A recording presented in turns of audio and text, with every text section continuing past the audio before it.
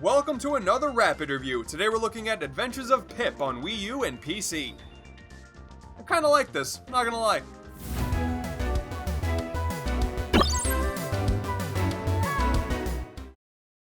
Adventures of Pip is an indie retro-inspired 2D platformer. And before you turn the video off, because I know you've heard that phrase a lot over the years, let me convince you why you should give this one a look.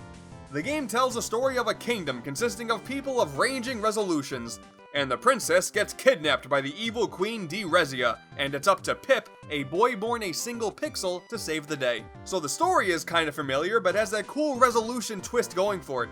And since it's so nonsensical, all of the dialogue was written accordingly. Only you can restore order to the land, but to accomplish that, you first need my gift. Put out your hands. Ha! Sorry, I forgot. The gameplay fits the same familiar with the twist style too, as it's a pretty typical point A to B platformer with 3 hidden characters to find in each level. But along the way, you destroy these blue creatures that add resolution to Pip, which also changes up some of your abilities. You can also downgrade your resolution whenever you wish.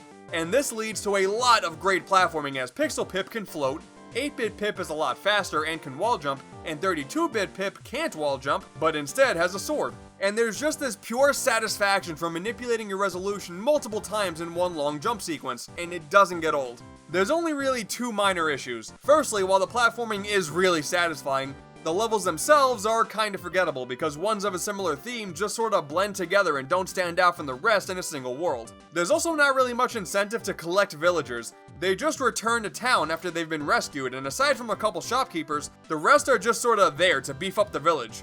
I don't know if collecting all of them actually does anything because, man, these guys are really hidden. After 6 or 7 levels of only missing 1 villager, I totally gave up on the idea of saving this village.